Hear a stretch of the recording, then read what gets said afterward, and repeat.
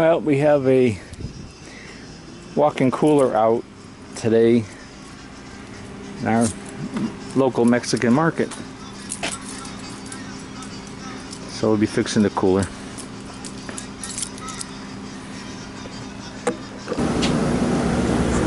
Okay, this is our cooler. And we got produce in it and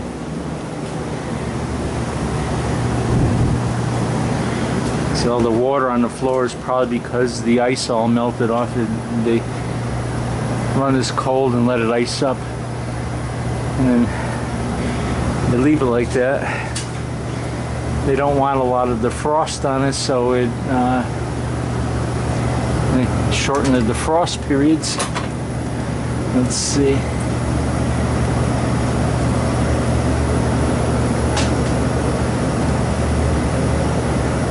Now we've got a lot of defrost on it. It's about to go into frost right now, so I'm gonna bypass that.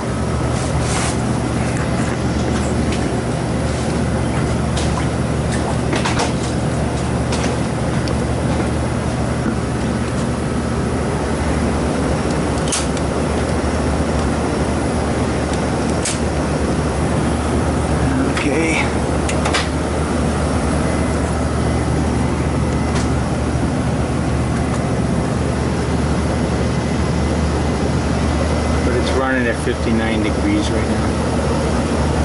60. It's running. It just went up a degree because my head is right underneath the sensing bulb here, and the heat from my head went up to the bulb. And that's the sensing bulb.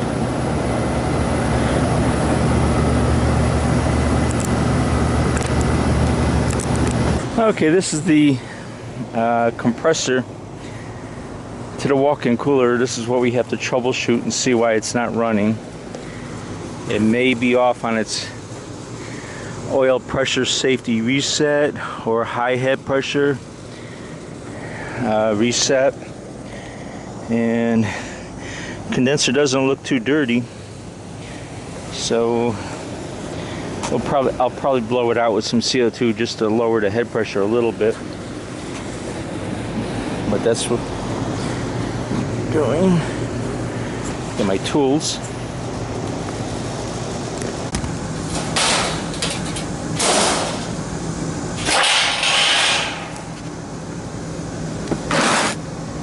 Okay, let's get the gauges on. Let's see. Ouch, metal's hot.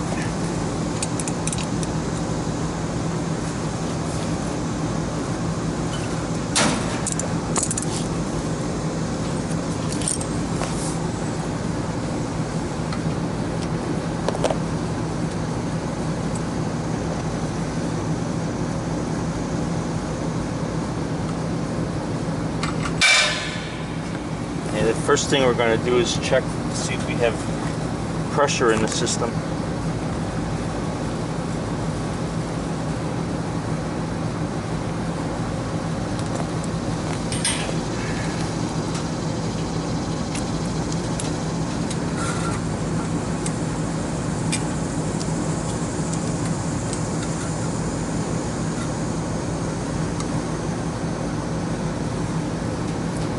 Could have a bad contactor coil.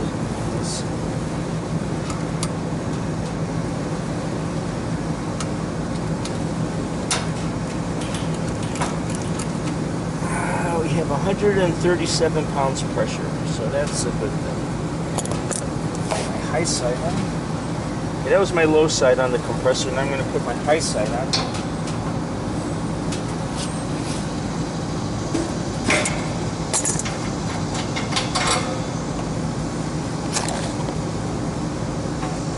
Getting warm up here today. Feel the heat. Roofs are always like 10 degrees hotter than it is down on the sidewalk.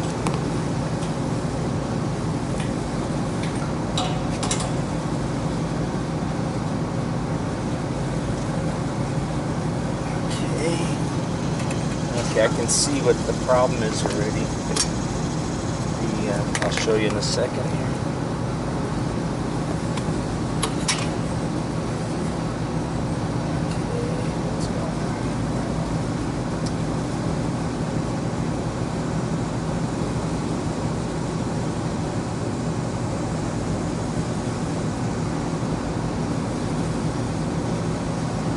Hit the wrong button.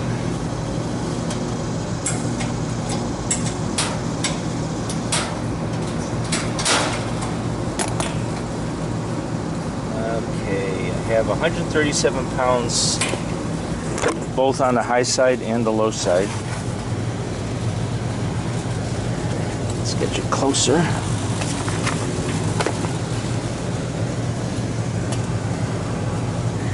If you can see that.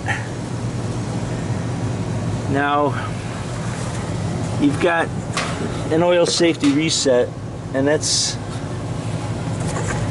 senses the oil pressure in the compressor.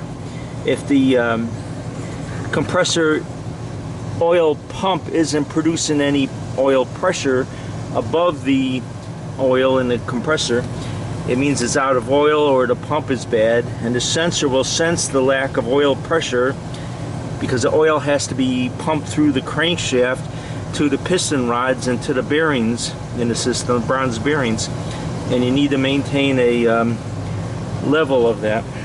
Just had a big bee come over and look at me.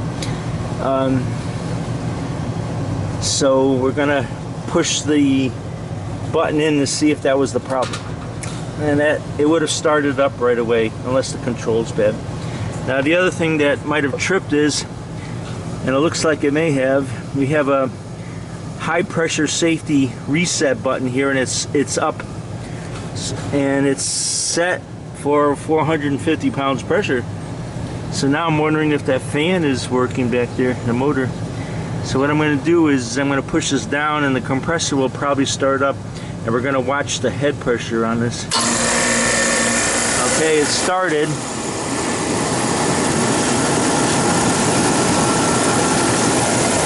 Fan's working, that's a good sign.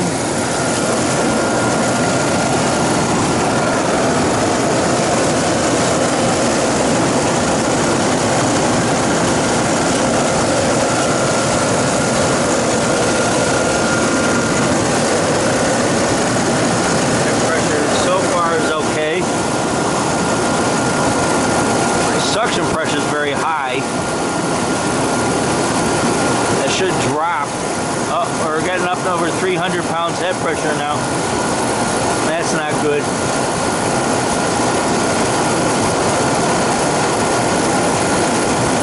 That's not good. And the liquid line is extremely hot. Let's take a reading on it. My guess is that the condenser is plugged up. Let's see, let's get a...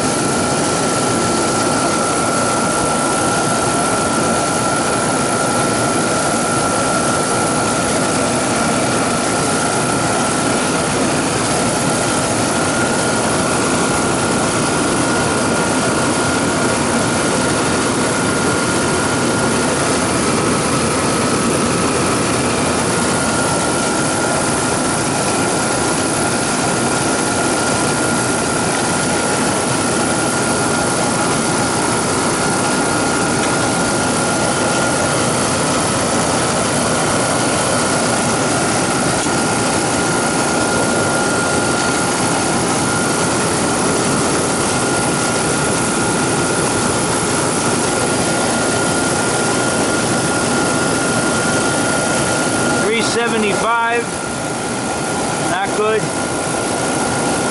Okay, I'm going to use my CO2 tank and blow it out. And we're going to see if we can lower this down.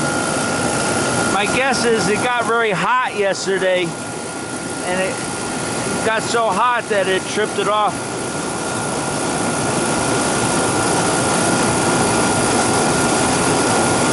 At 135, it's pretty hot. Hot to the touch. It's too hot to hold. Alright, we're gonna... Looks like it's full of gas.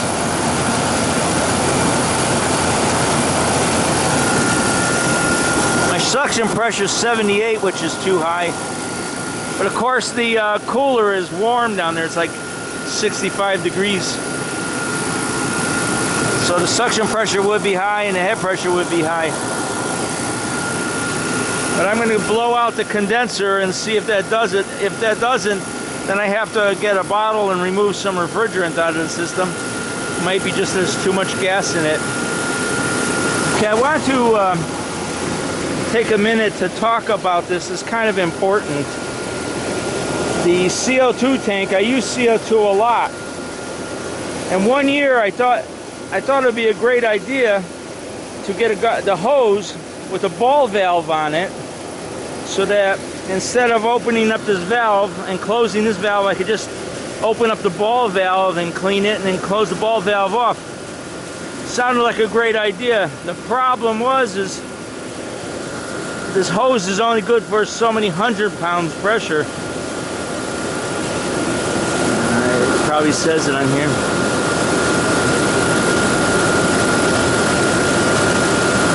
Eight hundred pounds PSI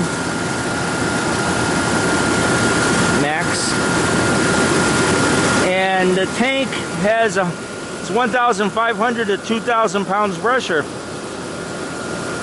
So when I put a new tank on and I closed the ball valve off and I opened up the gas, the hose had a lot of pressure in it, more than it could hold, and I heard a big boom and the ball valve disappeared. And it went somewhere. It's probably up there with the Russian space station or whatever, space debris. So if you do use a CO2 tank, cut the ball valve off, or just use a bare hose. You can cut the brass nozzle off, and this is great for putting into a drain and wrapping a rag around it over here and holding it down and blowing the snot out of the drain, or just holding it. You gotta hold on to it, because if it gets out of your hand, it'll flip all over the place. So right now I'm going to blow this condenser out.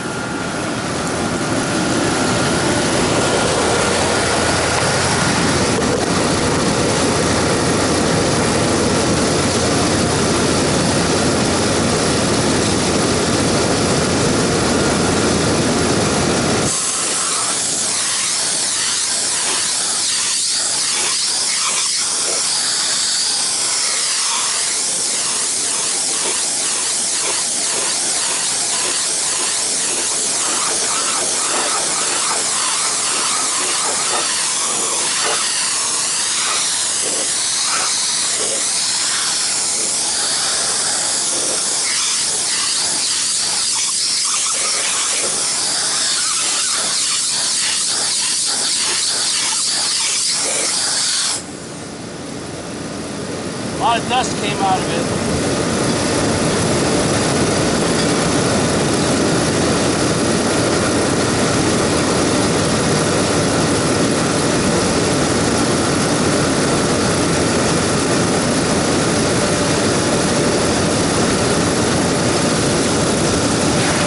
It would have been nice if Copeland put a little bit larger condenser on it, but what I did was, this was an R22 system and I converted it to 404. You see, I labeled it.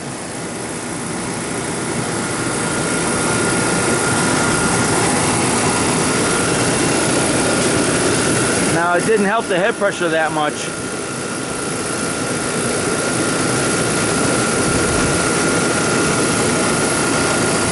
It's still running pretty hot.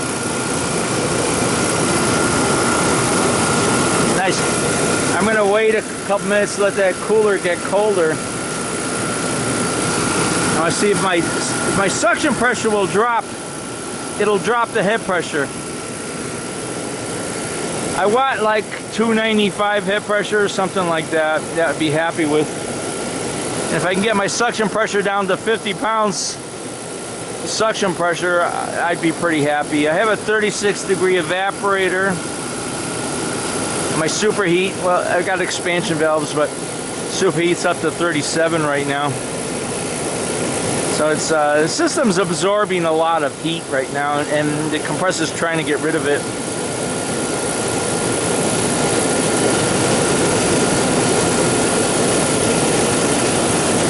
Let's give it a couple of minutes.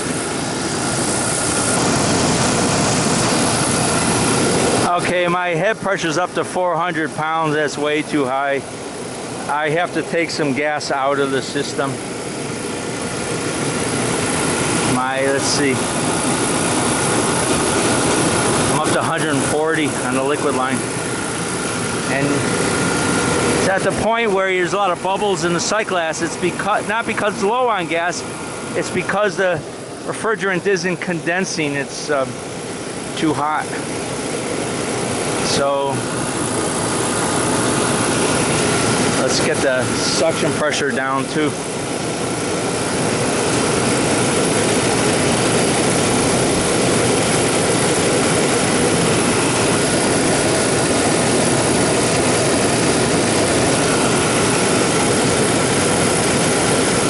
See a lot of gas, a lot of liquids coming out.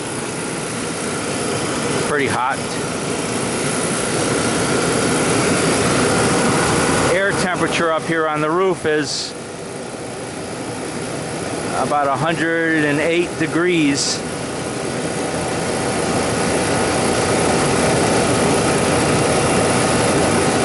It's about 110 degrees. In front of this condenser,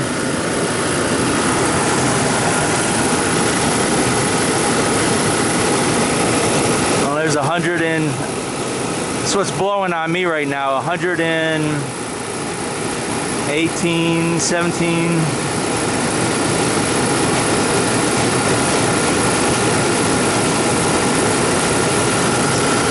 It's nice to sit in front of a condenser fan in the winter time, but not in the summertime. I'm up to almost 120, 118. I'm feeling it. We just hit 120, 122.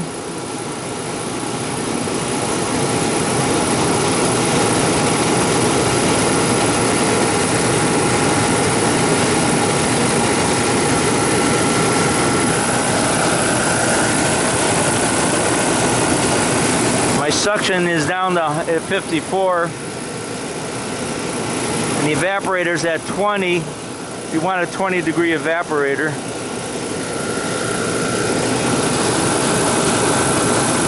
And it superheats, it's way too high.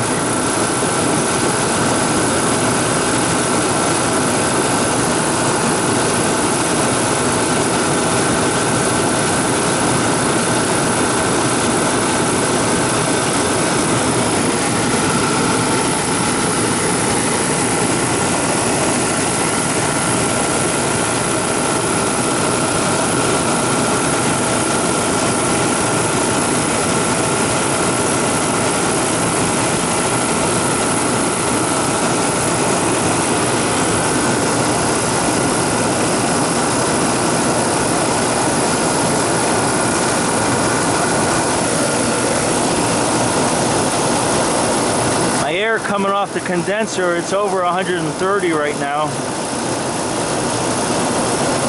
That's what I'm sitting in. It's lovely.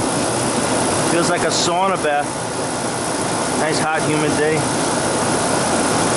All that heat is the heat that was in the walk-in cooler a couple of minutes ago.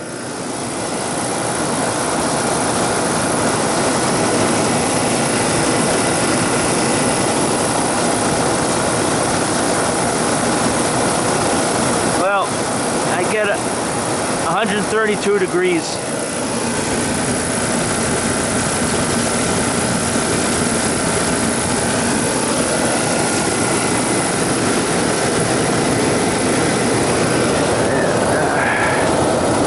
Let's see if we can get the temperature to drop now. I'll get a reading. Oh, pretty warm.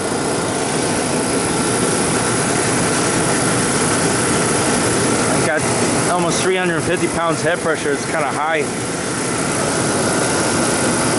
This is 128 liquid line temperature. No, I'm sorry.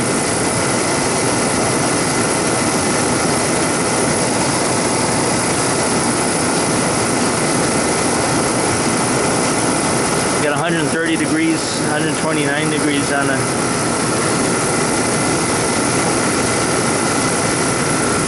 My evaporator is about where it's supposed to be. I got 21. I show bubbles in the sight glass, but that's just because we're not condensing 100% of it. If we sprayed water on the condenser, we would get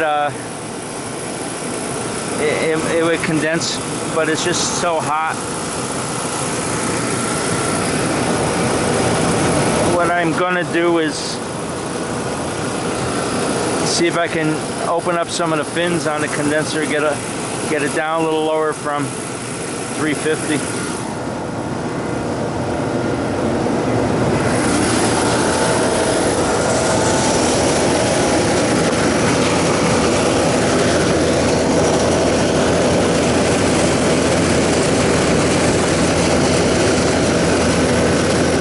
It's a fin comb.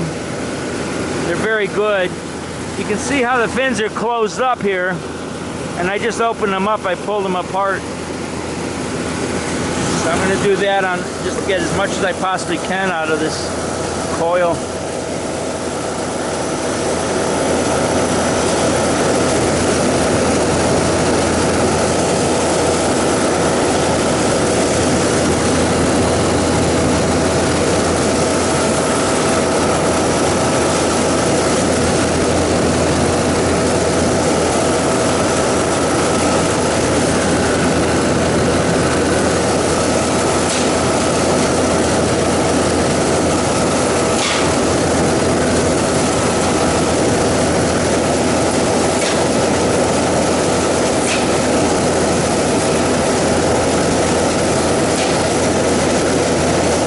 Trade, you have to have a good fin comb. Now, the fins are rated at how many fins per inch, and you can get fin combs for the different fins. I just use this one. It's a general one.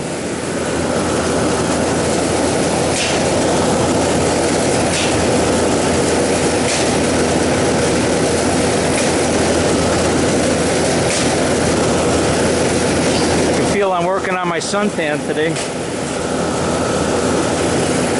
Like a day at the beach. I should have brought a bottle of water up with me.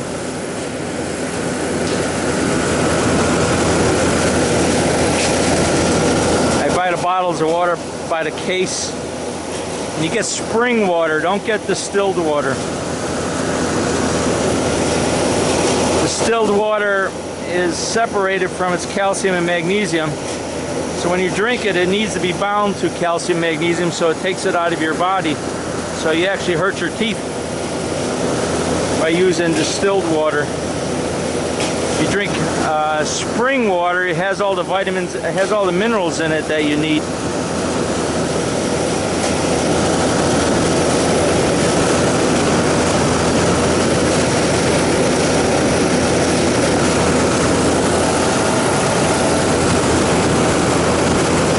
Case of water one time, it was flavored, and boy did I get sick of that. It was like drinking Kool-Aid all the time.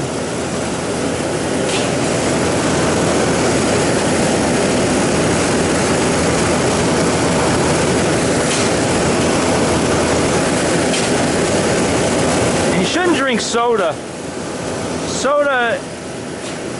Your blood pH has to be 7.34. And soda, the pH is like 2.5 acid, very acid. So you drink soda, it just drops your blood pH down to the acid range. And cancer lives in the, if your blood pH is in the 5 range, in the acid range, that's where cancer lives. And it eats sugar. Cancer lives on sugar.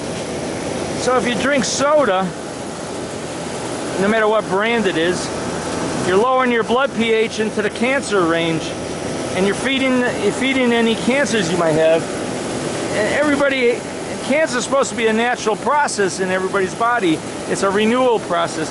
It's just when it gets out of control is the bad problem. And you don't need to help it get out of control by drinking soda. Soda's the last thing you should even come near. Plus it's got corn syrup in it, which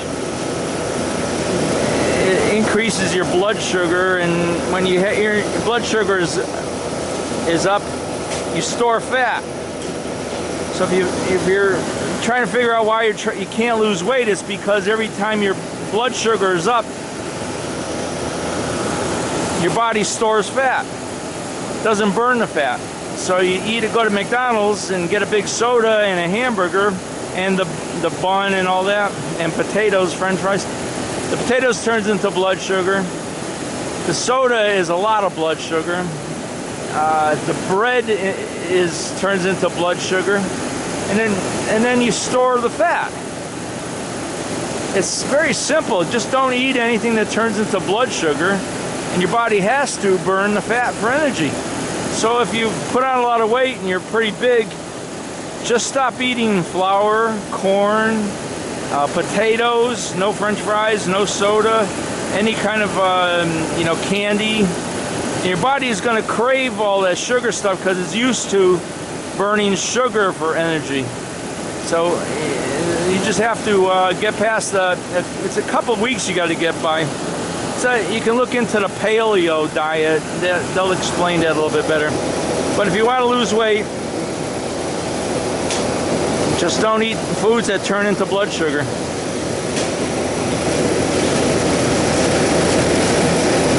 I was up over 318 pounds, and I just watched some doctors on YouTube talk about it. I dropped down to from 318 down to 245. I'm up from that now, but it really worked good. You make your body burn all the stored fat by doing that. Just don't eat foods that turn into blood sugar.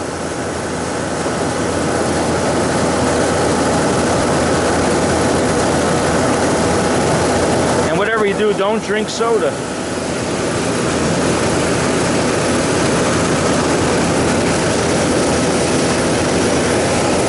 Your body's used to burning sugar for energy instead of fat for energy. So it's going to make you crave donuts and cookies and muffins. But if you stop burning sugar for energy, you'll start burning the fat, and you'll get thin. And every year I was putting on more and more weight, getting bigger and bigger and bigger. And finally my brother called me fat ass. And I got pissed off at him. Told him he needed to become a better Christian and all that. Then I started watching YouTube videos on diet and food. And these doctors, a lot of them tell you to eat a lot of vegetables and a little bit of meat. And I did that, and no bread, and no corn, and no potatoes, and no cane sugar, and no rice. And I lost a lot of weight real fast, just eating a lot of vegetables, a little bit of meat, and lean meat, because I was trying to burn my body fat, not the meat fat. And it worked really good. I dropped the weight real fast over a few weeks' time. And I had people, customers, I'd go there, and the customers were shocked at how thin I was,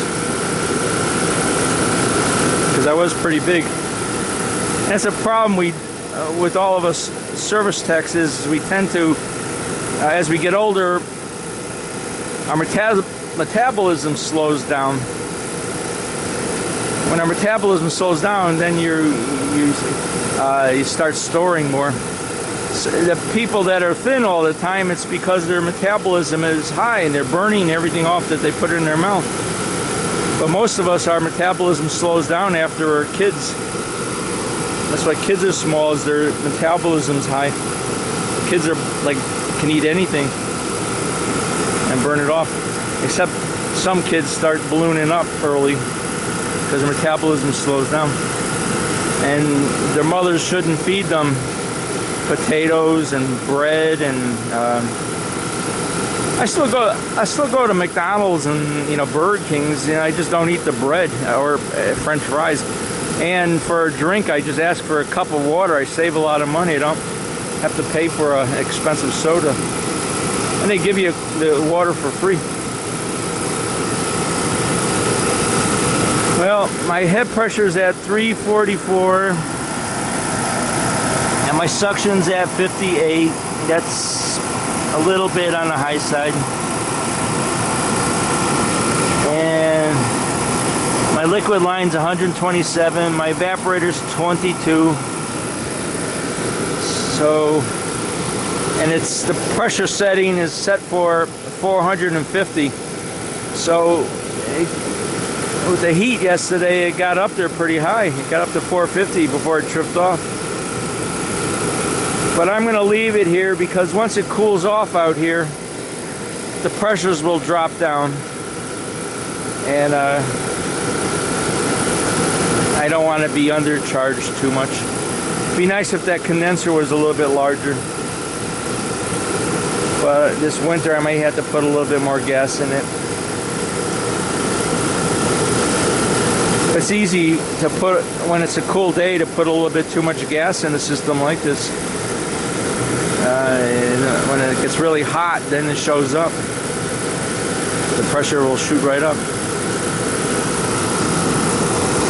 Okay guys, we got this walk-in cooler fixed. I got to go on to the other 12 calls I have to do.